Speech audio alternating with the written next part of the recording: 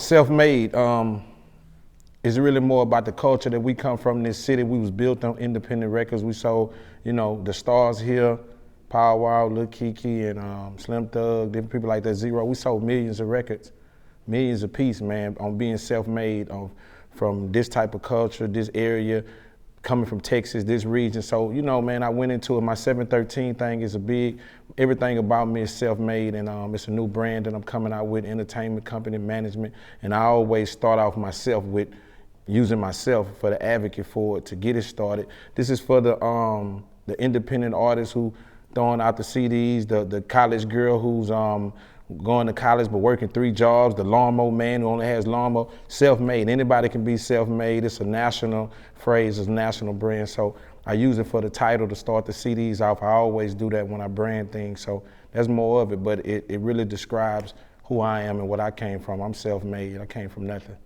Just plain, that's what it's about. You know, I'm not into airplanes crashing out the sky and different type of colors and Schwartz all in the, I ain't into that. I'm just plain self-made OG, man, just as regular as it can get. The sketching of the logo is real catchy, the way I'm spelling it. So I just wanted to just brand the name and brand the logo on them first and let them see that, and I'm gonna get started from that. It usually works for me that way.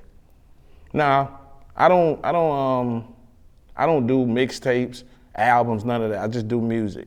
You know what I'm saying? My music can consist of, it can be a little mixtape, it can be a little album. Now, sometimes I do an official mixtape, you know, where I do rap over other people's beats and all that, but, you know, no specific date. I'm just a little bit behind. I'm really supposed to drop it in November, but I kinda, to be honest, I like to drop warm weather albums. When it's coming outside, the bikinis outside, it's hot, the DJs, I like that. I'm not too fond of dropping the albums in the fall. I kinda like between spring and summer, so I can keep going. You can get to volume 2. I'm already working on Self-Made volume 2, already to that. You know, just giving the fans enough. One thing about it, about the new younger generation that I'm noticing is they drop 1 million songs and 1 million albums. You can't never get used to the song or get familiar with it or even start liking it. By the time you put it in your CD player and take it out, they're already on volume 2. So I'm just giving enough songs to keep because the fans now and the public now, they move on quick. So I don't want to give you everything. I got 20, 30 songs and you're going to move on real fast. If I know you're going to move on, which I know in a 2-month to 3-month span, they're going to move on, I'm just prepared to have another 15 or 16 ready for them. Oh, me, I do that. I'm my own self-consultant. Yeah, it's a flow to the project. What I try to do is I have a set of core fans that expect a certain type of music from me that I've been doing over the years. It's the one that made me last 20 years. It's the one that made me sell millions of records. So I make sure that I cater to them, but I'm an OG that always looking for improvement. I understand that time goes on, and the way that one of the reasons that I'm still here is keeping up with the youngsters and keeping up with the time. So the flow of the album is kind of like catering to both sets of my fans.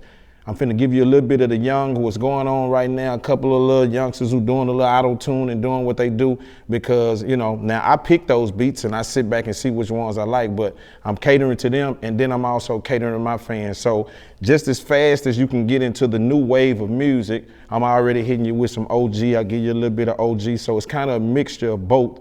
So my fans who love Keke core to death, they getting most of theirs, and the new fans, and it's kind of mixed all around, and I flowed it all together. The first song that we released was called No Lie. It's kind of a mixture of my southern producer, me and Mr. Lee. We done Chunk Up the Dudes, we done I'm a G, we done Break 'em Off, he done Thug from Around the Way. He's kind of like the mainstay producer for here, for me, Power Wow, and Slim. So my first single was the release I was called No Lie. It's kind of a mixture of new Lil Keke and old Keke, where the beat is not too fast, it's not too slow, and it was the throw out. So we can draw the fans back in, okay, this is where Keke coming from, and from a new standpoint, kind of a, you know, a mixture. That was the first one just to catch. Then we came with Don't Change. That's just me and the OG, Scarface. That's enough said. Me and Scarface on the track is enough to get anything rolling, and that track is kind of, it's heartfelt, you know what I'm saying? Right after Face dropped Deeply Rooted, he kind of was in that mode. I caught him in that mode. So we kind of put that song together. It's a street. We finna get ready to do the video for that. And now the third song that I'm getting ready to release now that's gonna carry the album throughout, and I'm getting ready to push, is called Never Met Her. And it's kind of it's a strip club song. It's kind of street, and it's more the new Keke, it's more of a new sound. And you know, since the strip club era and came in, that's been real big, so I'm kind of catering to that era. So, you know, I got a couple more on now.